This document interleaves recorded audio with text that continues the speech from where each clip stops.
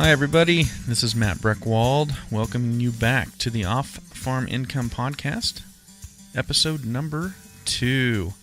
Thanks for sticking with me for 2 episodes here.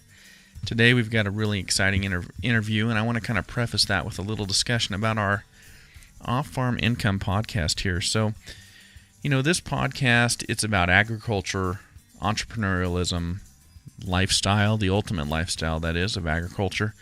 Achieving the dream of farm ownership, how to reach your goals, and many other things relating to farming and agriculture and that type of lifestyle.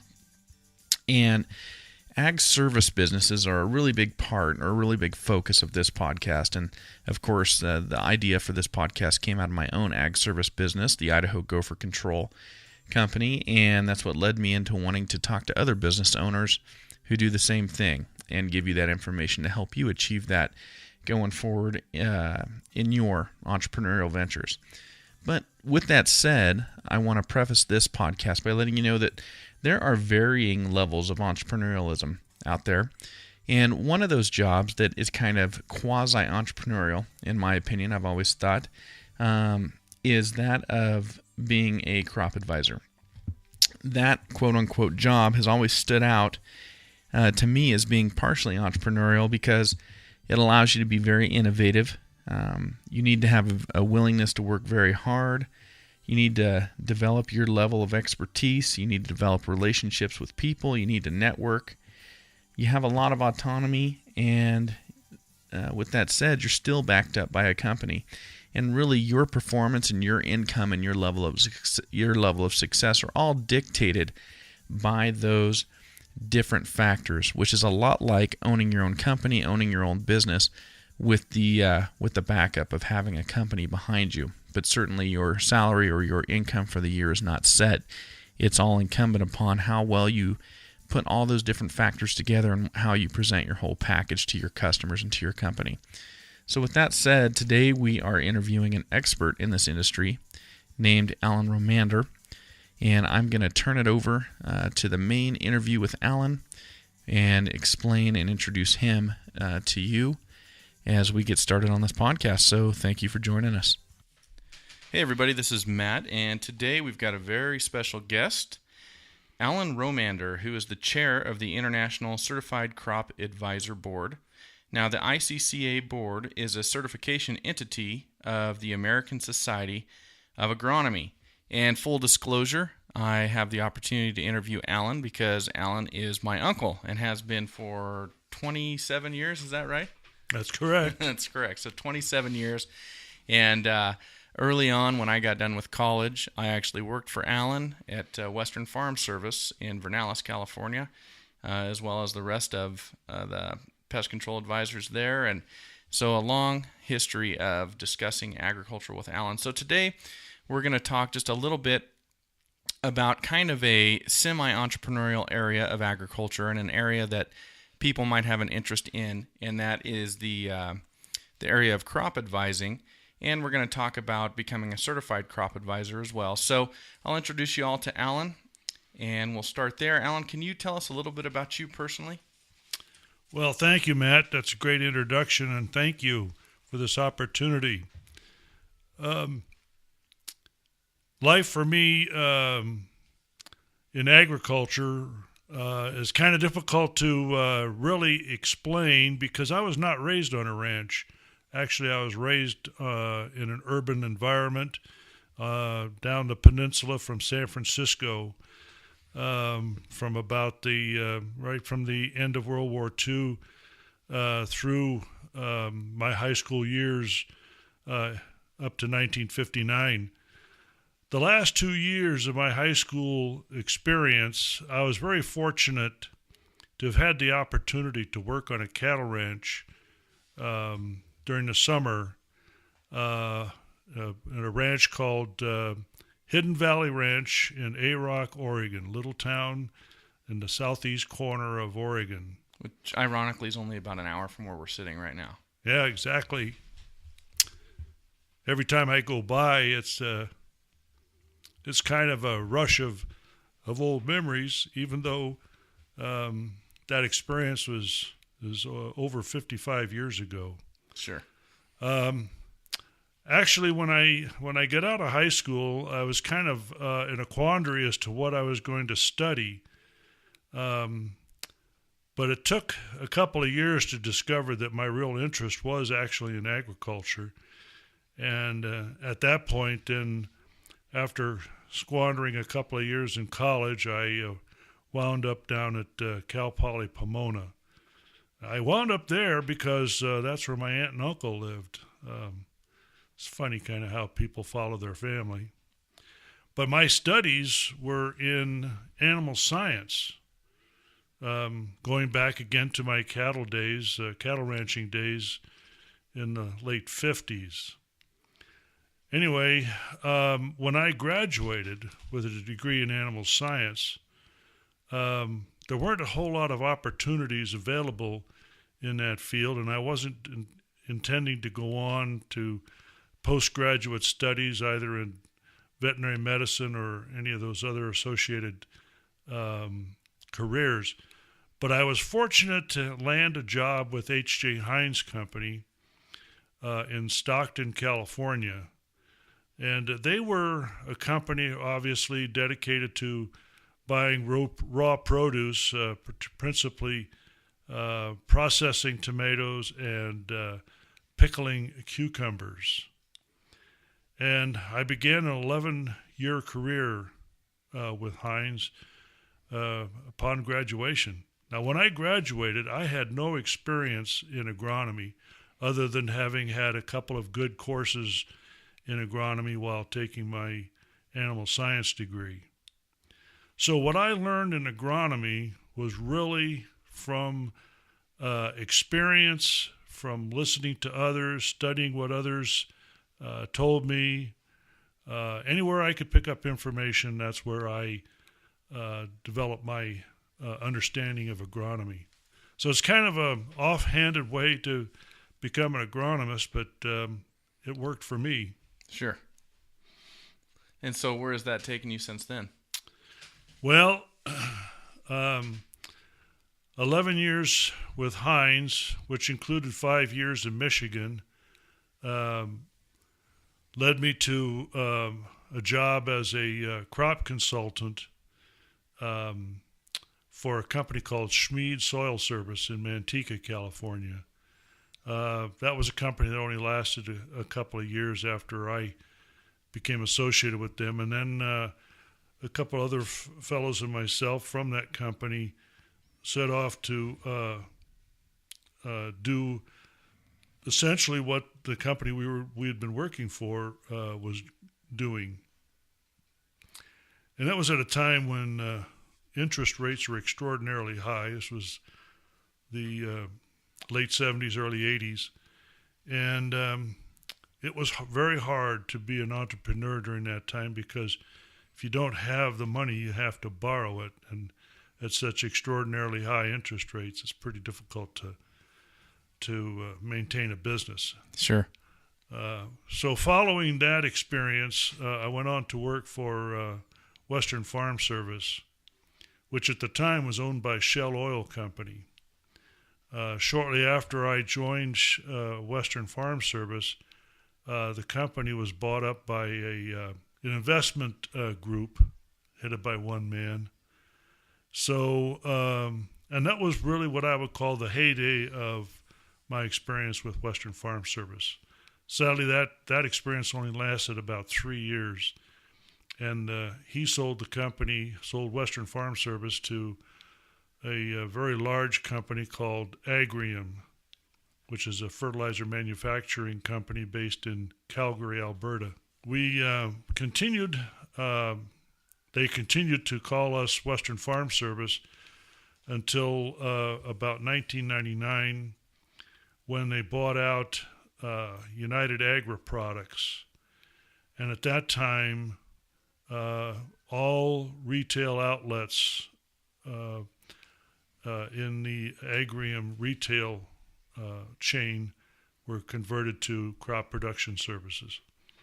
I retired from crop production services in 2007. I kept on, though, as an independent consultant with them on a retainer.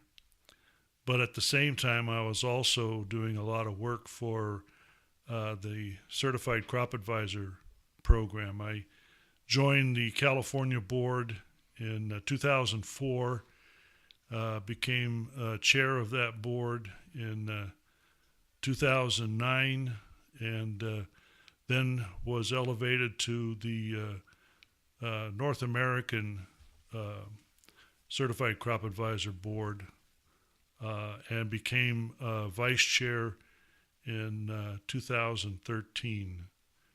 And in 2014, I became chair not only of the North American CCA board, but as chair of the International Certified Crop Advisor board as well. And that brings us to today. I have one more year with the ICCA as past chair, and then we'll have to just see what doors open up. Well, maybe retirement doors, full retirement doors open up. Well, hey, thank you for that description. So, we're kind of, on the Off-Farm Income podcast, we're kind of introducing people who listen to different business and career opportunities in agriculture that can help them either work in agriculture and in rural communities and with the people who work in agriculture and have that type of lifestyle and that type of value set, or to help people find a way to bring revenue back to their own farming operations, their own farming and ranching enterprises, to help support those as they get those going. So can you help introduce our listeners to the position of crop advisor or crop consultant, and kind of explain, just in a brief overview of what this position is and what these people do? Very good, Matt. Yes, I can. Having been a crop advisor for some 35 years now, the position really is regionally dependent. Some states require that you become licensed. Others require that you do some form of registration. Where I was in California, in order to be a crop advisor, you had to be licensed in IPM. But a crop advisor is a position that fulfills a need that growers definitely have. Running a farming operation is an extremely challenging position with all the regulations and all the responsibilities. Everything from seeing that the ground gets worked properly to making sure that the labor contracts have all been satisfied and developed. So the crop advisor is the one who helps the grower with his cultural practices, everything from timing of ground preparation to your final pesticide sprays before harvest, and even actually advising post-harvest. The crop advisor is the one who walks the fields and checks the crops on a daily or twice or three times a week basis to make sure that everything is growing properly in order for the grower to have a profitable crop. Well, thank you. And I've always kind of contended that being a crop advisor and working in that aspect of agriculture is semi-entrepreneurial in the sense that you do have an employer. In a lot of cases, you do have a salary. But what you make and what you make of yourself is incumbent upon you to do. You've got a lot of autonomy, and you can make or break yourself. How do you think this relates to entrepreneurialism? Well, entrepreneurialism is a concept that is very difficult for a lot of folks to really grasp. Being a crop consultant, if for a retail company, has its own set of peculiarities. Being a crop consultant as an independent is entirely different. I would say that most crop consultants prefer to work for a company, largely for the security and for the opportunity to make a very good income. Crop consultants working for a company, a retail company, have the opportunity to advise growers on not only their crop chemical inputs, but also on the timing and application rates of those products. The consultant working for a retailer then gets to share in the profitability of that particular retail outlet, which gives them an opportunity to make money over and above their basic salary. Every company is different, so it's very hard to say that any one company follows a standard procedure. It's a competitive business. Every grower has a consultant. So the difference between how you do and how your colleague does depends on your ability to convince the grower that you're a better crop consultant than your competitor. And it may even be a competitor within your own company, for that matter. And I've seen that happen. But entrepreneurial businesses that do strictly consulting have the disadvantage of having to be cognizant of liability for crop claims. A mistake made on a written recommendation to apply a pesticide can have serious implications if there's a failure. And those failures can be completely innocent based on perhaps a misunderstanding of how the particular chemical works to a misunderstanding about the label's requirements. So being an independent carries a pretty heavy load, but a lot of folks have made a very good living doing that. They usually charge by the acre for their consulting fees. Okay. Well, thank you for that. And then you're the chair of the International Certified Crop Advisor Board. So can we talk about that a little bit? Like, for example, international, how many countries are you in right now? Well, the program started in the United States, where we have obviously a very large agricultural base. A lot of folks are involved. We have currently a little over 14,000 CCAs in the United States, Canada, and Mexico. Canada was the first international hop, or edition, if you will. It was easy to adopt Canada to the program because they have an agricultural system very similar to that of the United States. Moving into other countries, though, it's a real challenge.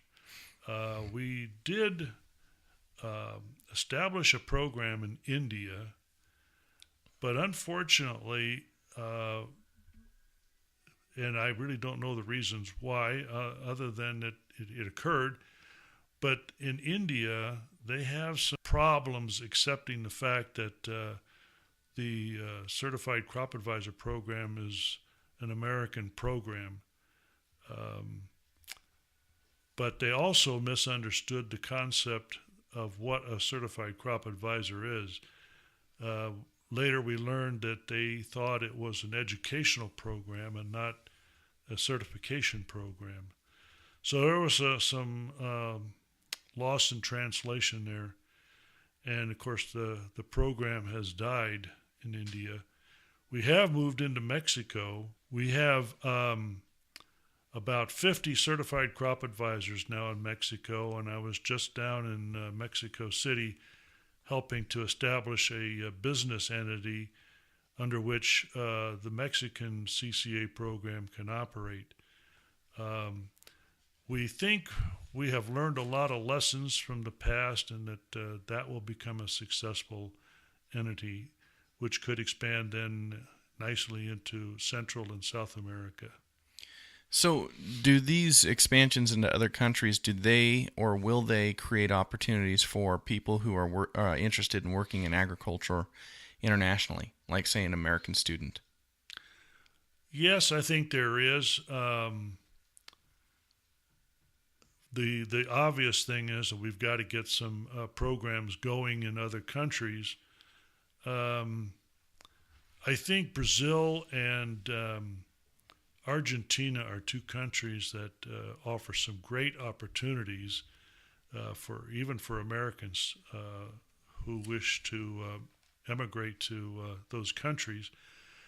The issue that we have run into in those two particular countries is that there is a general hesitancy to get involved with an organization that is based in the United States. And I can understand their position. I mean, they have their agronomists and they have their ways of doing business that are much different from what we experience in the United States.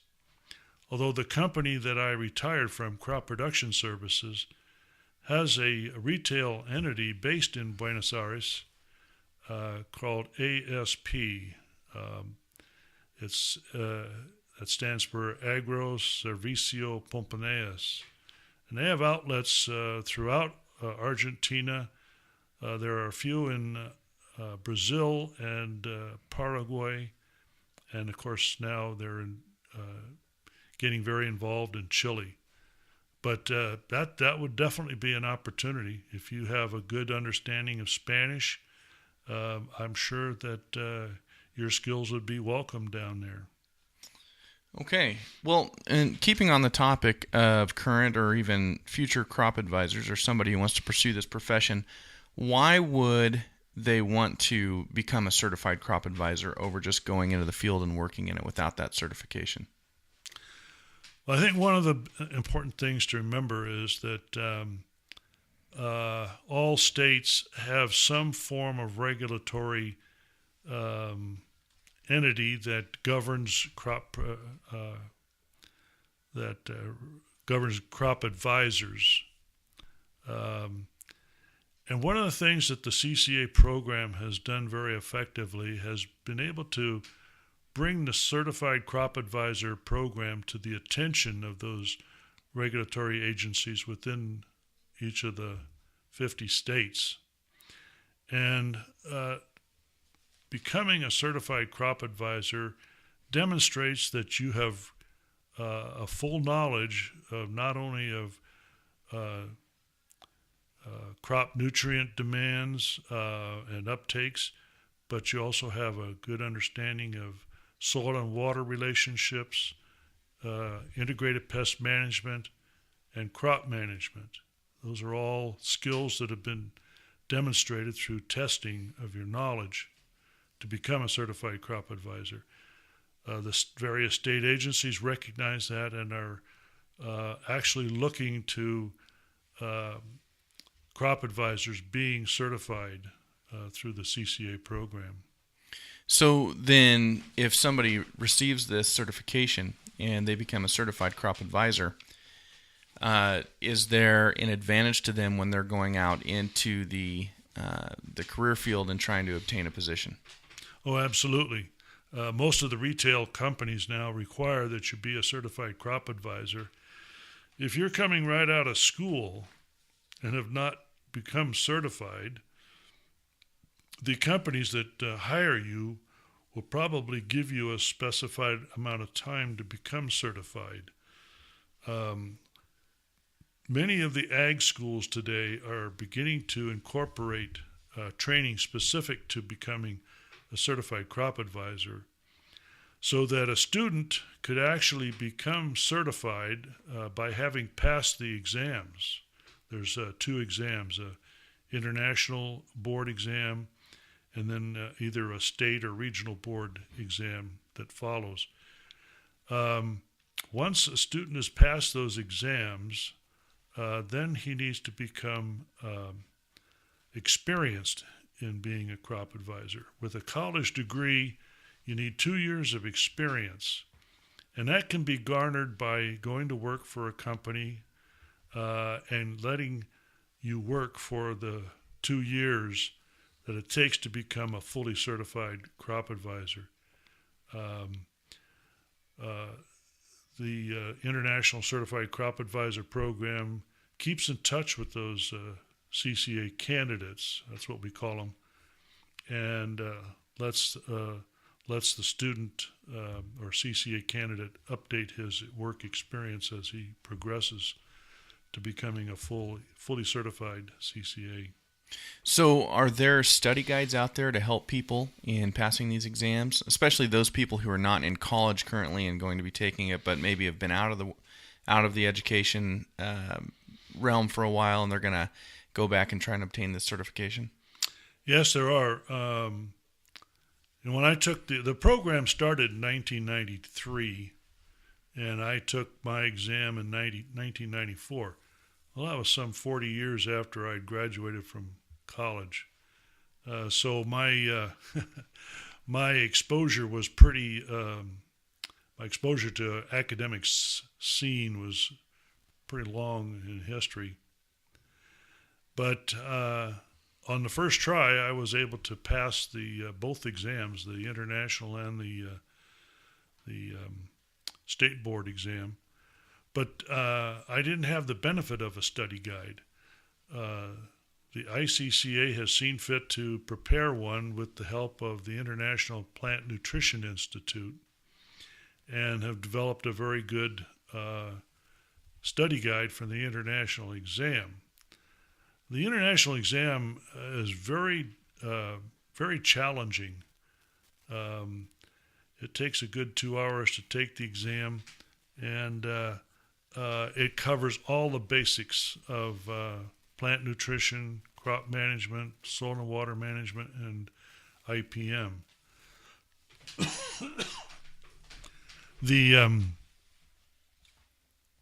The study guide can be had by either going to the Certified Crop Advisor website, that's certifiedcropadvisor.org, or you can go to the IPNI website, which is ipni.net, and currently the price is $50. And I will put links to both of those sites up on the show notes on the website. Very good. That'll be a huge help. For the state and local boards, state and regional boards, excuse me, the best study guides can be found locally by contacting the local state or regional CCA board, and those can all be found on the Certified Crop Advisor website. Those of us in the west of the Rocky Mountains, there's a very good study guide called the Western Fertilizer Handbook, and that's available through the Western Plant Health Association. That's healthyplants.org, and I don't know, I think it's about $30 or $40, but it's a kind of a handbook that helps immensely in understanding Western agriculture and the environmental conditions that we face in the West. It doesn't say anything about pest management. That you're going to have to probably go and find some study guides either through a university or through the Extension Service to help you with that. In California, in order to be a pest control advisor, you need to be licensed. Taking the CCA exam and answering all the IPM questions correctly will not allow you to discuss IPM with a grower. You must be licensed for that purpose. That's probably the only idiosyncrasy in the United States. In IPM, that's integrated pest management, is that correct? That's correct, okay. Yes. Anything to do with pest management, everything from weeds and nematodes all the way to voles and moles. Okay. Oh, voles and moles are getting into my wheelhouse now. That's correct. Okay. Well, that brings up a good question. I think something that our listeners would be really interested in hearing, just in my past experience with the people I studied with at Montana State in college and agriculture when they came out to visit in California, and they saw the wide array of crops that were grown in the Central Valley. They were fascinated with that. So a lot of our listeners are going to be spread throughout the entire country and have never seen what we have done or what gets done in the Central Valley. What were the main crops that you worked with in your career there? Yeah, there's currently 400 different crops grown in California that grown for a profit, not as a hobby. But my specialties were apricots, almonds, walnuts, alfalfa, lima beans, both dry and succulent. I did do some work on peas, succulent peas. I did silage corn, and obviously the big one, processing tomatoes. I had quite a few acres of processing tomatoes to watch. Yeah, it's really interesting, all the different things that are grown down there and in the area. Well, getting into the nuts and bolts of being a crop advisor just a little bit further, if you could think of 3 pieces of advice that you absolutely wish you would have had when you were deciding to get into this career that you think a student or somebody moving into this career right now should have, what would those be? I think the most important thing that I learned, and I didn't learn this after college. I learned this working on the cattle ranch, and that is that you got to work hard. You got to be diligent. You got to be perseverant. You got to have perseverance. You got to get up early in the morning, go to work, and get your job done. That paid off handsomely for me when I was working for Heinz. That's why I got sent to Michigan as a regional manager. But the corporate world isn't always what it's put up to be. Working in the field was always my happiest moments. But advice, if you don't know something, find somebody who knows something about what you're talking about or what you're trying to do with a grower. One of my best teachers actually was a grower that I happened to run into over in the Gilroy-Hollister area. And he taught me a lot about agronomy. He was a very well-educated man. He was an excellent grower, and those are the kind of folks that you want to try to learn from. Of course, again, I didn't have a degree in agronomy. I had a degree in animal science. Well, I love that advice because it's exactly what we're trying to do on this podcast, which is help everybody find that person who knows something they want to know and get that information from them, just like we're doing with you. So thank you for that advice because that's exactly what we're doing. Really appreciate that. Well, turning back to this whole topic of advice, did anybody ever give you a piece of advice, a piece of business advice that just stuck with you and made you go, this was a turning point for me. This was something that I'll never forget and was very valuable in the development of myself and my career? Yeah, I think one of the key pieces of advice, and I won't say it was necessarily advice, but it was certainly training that I received. When I first started working for H.J. Heinz Company in the late 60s, I was working under a regional manager who not only stressed competency in cultural practices, but also stressed competency in understanding the business of agriculture, which is something I think that as a crop consultant you have to understand. You have to know what is involved in the grower's decisions. What is he going to plant? Is he going to make any money from it? Is this a crop that's under government support programs? Is this a crop that qualifies for special government handouts, if you will? but also understanding or having the skill of being able to evaluate a crop. Is this a profitable crop or is this not a profitable crop? When you're making those decisions about giving grower advice on additional inputs to that crop. So understanding economics is probably the best training I ever received. Great. And my next question for you is to share a personal habit that's contributed to your success, but I think you've kind of already told us a few of those. Get up early, work hard, and persevere. Anything else you'd like to add to that? Well, I think, beyond that, you need to also continue your education. That's one of the hallmarks of the CCA program. You're required to get 40 continuing education credits or hours every 2 years in order to maintain your CCA certification. And that's valuable because the technology in agriculture is moving forward so fast that if you aren't continuing to educate yourself, you're going to be left in the cold. Sure. And I'll just add this from my own personal perspective. Allan is a giant of a man. How tall are you, Allan? Well, in my early days, I was 6'7". 6'7", giant of a man with a bone-crushing handshake, always happy to see everybody he runs into, and a big booming voice and a smile on his face. And I think when you're in a field where you're competing for people's business and you're trying to convince a grower that they should be working with you, I don't think that kind of personal habit hurts either, to be so personable like that.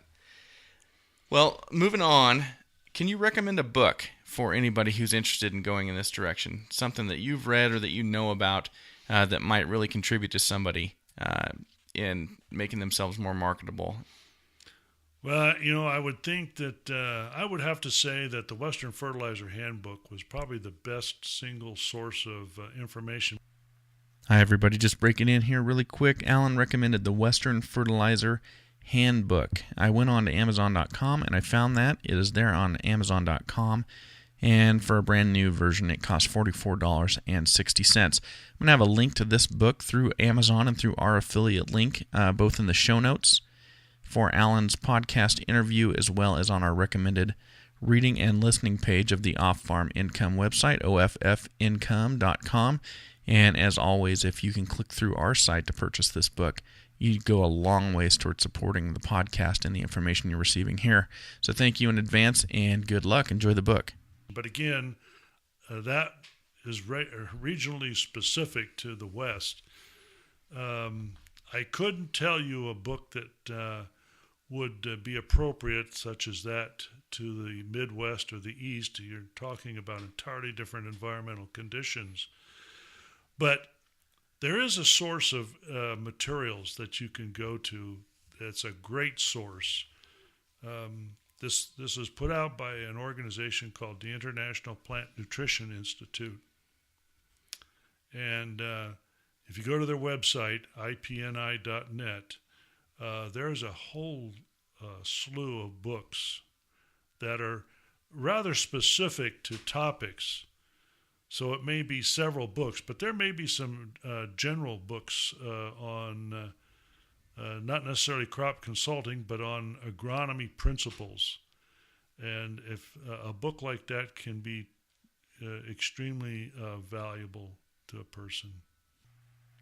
Hey everybody, just breaking in here really quick to let you know that based on Allan's recommendation of books regarding the principles of agronomy, I went on Amazon and did some research for you and found two books that I think would relate to this very well.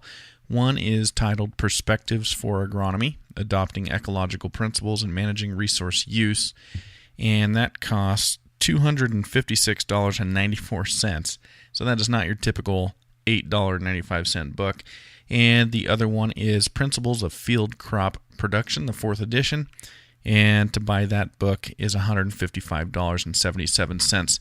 I know those prices sound pretty high, but when you think about it in the perspective of investing in yourself, investing in your own education, and furthering your ability to get into a career, I think your return on investment would be extremely high by following Allan's advice and checking out these two books in terms of prepping yourself for a career as a crop advisor, if that's the direction you want to go. Both of these books will be listed in the show notes for Allan's podcast, as well as on the recommended reading and listening page for the Off-Farm Income website at offincome.com. And certainly if you are going to purchase these books and you can click through one of those links on our website, you can do wonderful things for supporting this podcast and future content. So good luck and check those out. So go to that website. You'll find plenty of resources. Great. Well, Allan, if one of our listeners wants to get in contact with you and they've got some follow-up questions for you about the career field, about becoming a certified crop advisor, what is the best way for them to contact you? Probably by email. My email address is aromander@sbcglobal.net. That's AROMANDER at sbcglobal.net. That's probably the simplest way to get a hold of me. Well, thank you, and I will put that in the show notes as well, so people can reach out to you and contact you if need be. And thank you. This is actually an honor. You have accomplished so much in your career in agriculture, and to be able to bring somebody in with your wealth of knowledge to contribute to my listeners is really flattering for me. So thank you so much, Allan. Yeah, well, thank you, Matt. It's been a real pleasure. The one thing that I would certainly advise all listeners, if this is something that really piques your interest, if crop consulting is something that is really interesting to you, pursue it. If it's not interesting, if it's drudgery, or if it requires that you do things that you are not comfortable doing, then get out of the business. Go do something else that's more profitable, or more to your liking, I should say.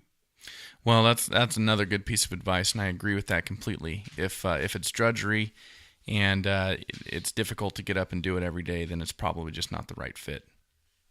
Thank you, Matt. Okay. It's been a joy. Yeah, thank you so much. Well, thank you for listening, everybody. I just could not be happier with the quality of information that we were able to provide to you in this particular podcast today. Links to the resources and books that Allan talked about, as well as contact information for Allan, are all going to be listed in the show notes and on the recommended reading and listening page of the website, offfarmincome.com or offincome.com. Sorry, the URL address for our website is offincome.com. So thank you for supporting us by clicking on our Amazon links. If you're going to be purchasing books that Allan recommended or other resources and you're able to do it through our links to those books or our links to Amazon, you help to support this podcast, and we thank you in advance because that keeps us going and allows us to provide this kind of content to you. Special thanks to Allan Romander, and enjoy your journey to the ultimate lifestyle business, agriculture.